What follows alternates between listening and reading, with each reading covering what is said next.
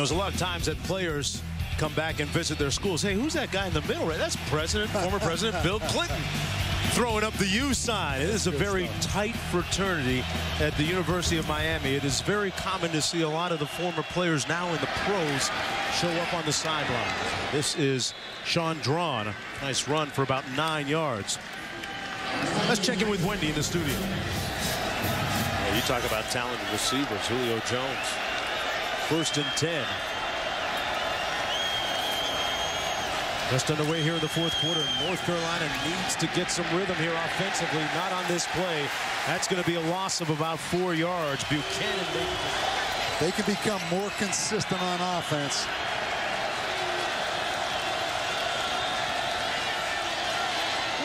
Yates underneath. Finds his receiver at about the 46-yard line. A guy that's really disappeared for North Carolina. Sun Life Stadium sounding a little bit like the old yard, the Orange Bowl right now. Yates. They jumped around and got the pick. Buchanan cleaned it up. Boy, just forced that thing in there again. Tried to get that quick slant that they converted for the 1st down earlier. On 1st and 10, play fake by Harris. Slings it complete at the 43 to Aldarius Johnson. Well, everybody thinks about the old yard, the Orange Bowl, which was one of the more intimidating places to play. There was a lot more intimacy with the fans, Bob. You see how close they were, but right now that's exactly where they're building the new baseball stadium downtown in Dade County. Yeah, trade off with everything. You've got a beautiful facility here, but more of a corporate feeling. The stands back away from the players, back away from the field.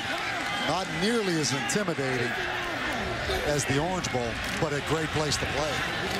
Harry hit immediately and brought down that stadium. I mean, there was definitely an intimidating factor to that place. 2nd and 9, Miller. And Miller stopped up after a gain of a few.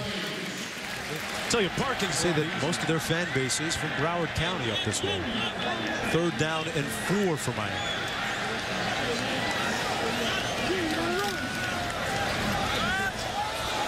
Harris looking up top. Jump ball.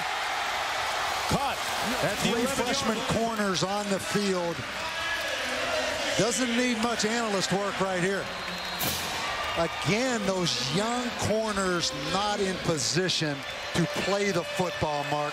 You know, it takes confidence to take your eyes off the receiver and look back for the ball. And when you're a young corner, you're just burnt on one thing, and that's covering the defender. Harris hands it off to Miller. Looking for a seam, doesn't find much of one, and stopped up right around the line of scrimmage. But Bob, to come back to the point that you made earlier. You know, right now, there's 3 out of 4 backup players on that field in the secondary for North Carolina. Denoris Searcy, the strong safety, he hasn't played since early in the game. 2nd and 9, Miller trying to get to the edge. Great feet, using his speed. Gets inside the 5-yard line. Picks up about 5. Miami in hurry-up mode. Out to Miller real quick. Trying to get to the corner and dragged down from behind. And that's going to be a horse collar infraction.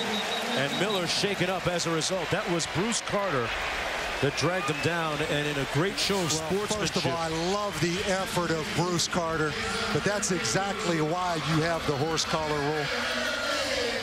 That's where a player gets injured right there. And you tug him down from behind. Unintentional.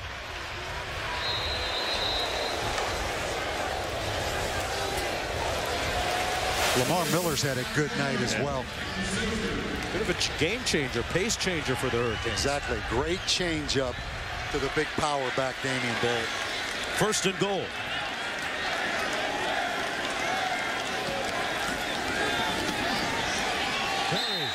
Touchdown, Miami.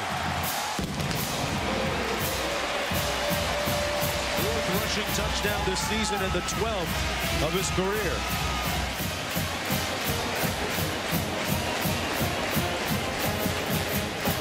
Well, big picture. Miami, Virginia Tech. ACC Coastal. It's going to come to a showdown. Miami still has Georgia Tech on the schedule. Even though Georgia Tech lost today, the other freshman corner. Wow. Bosher airmails that one against Miami. You look at Yates Knight. He started out hot. 1 interception in 182 passes coming in. He has 2 interceptions and 18 passes tonight. Almost sacked and then sacked by Alan Bailey from Sapelo Island, Georgia. In an earlier game, Bob, and said those veins look like a road map. Yeah. You think Randy Shannon would take that 6-foot boat again to get in? Yeah. He'd swim. He'd swim out there to get him now to that island. Even with those sharks in the water, huh? That guy is slapped together, plays defensive end and defensive tackle. On 2nd and long underneath, the pass complete. And Jones with a nice move has the first down and then some.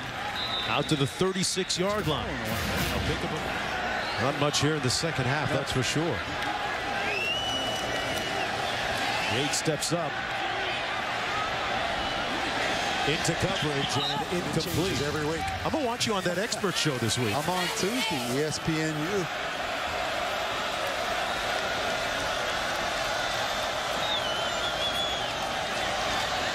White in a tailback and another sack for Alan Bailey. 3.5 sacks tonight for Bailey. That's the 5th sack of the night for the Canes. 3rd and 15.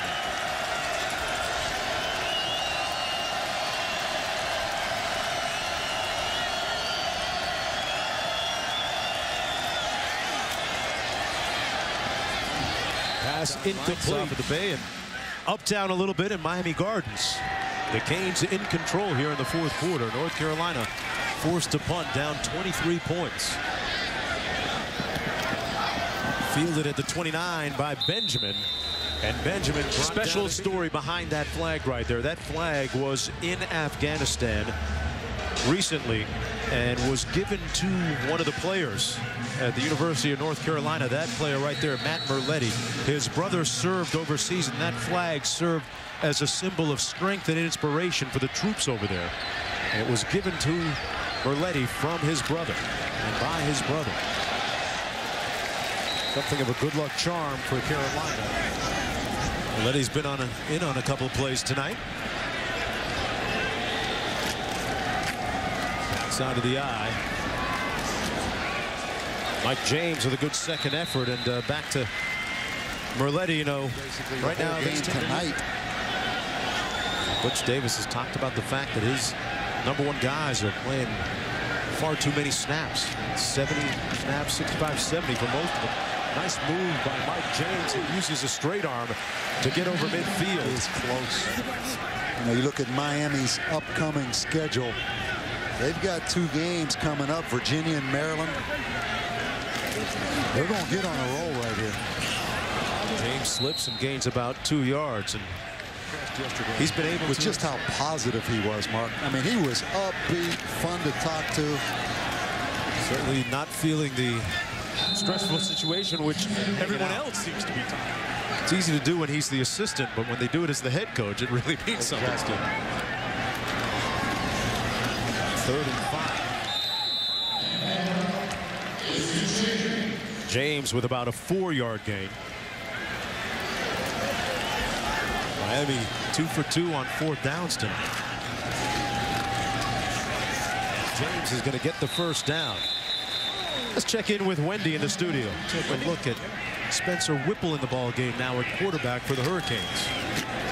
Whipple is the son of the offensive coordinator, and a nice handoff. You're telling me it's the Cam Newton offense, because LeBron James, he's about the same size. Yeah. And he has the option in my offense anyway to keep it. Now, what do you think? What would you do with these? Where would I play them? Corner on defense. I'd probably put Dwayne Wade. It's not the sexiest thing, but I'd put him at corner. Because I saw North Carolina tonight with about 4 freshman corners. Okay. Have no chance. So, you know, when I get down to the arena, I'll mention it to Dwayne that you were thinking of playing him on defense or slot receiver. Of course, the NBA's regular season opens up this Tuesday, and the Heat playing on ESPN Friday night opening up against the Orlando Magic. And let's take a look at our Amway positive performance of the night. And a lot of good performances, but I think defensively, which is where the tone was set for Miami, you have to look at Allen Bailey, Bob, one of our impact players, double teamed on that play and still making plays. Yeah, we knew coming in. I mean, Randy Shannon lit up yesterday when we talked about Allen Bailey. Love the strength and effort. He's got it all. Be a great NFL pass rusher. And a key cog defensively for the Hurricanes in their win tonight, 33-10, as a very inauspicious return to South Florida for Butch Davis of North Carolina. Ja'Cory Harris silences his numerous critics at least for another week with some good stats. He bounced back from that early interception very well. He finishes 21 of 32 with 3 touchdown passes. Miami with 30 consecutive resounding points to win it, 33-10. This has been a presentation of ESPN, the worldwide leader in sports. SportsCenter is coming up next on ESPN2, but there's more college football on ABC and ESPN. For Bob, Davey, and our entire crew from Carroll City to the Grove, uptown, downtown, I'm Mark Jones. Thanks for watching.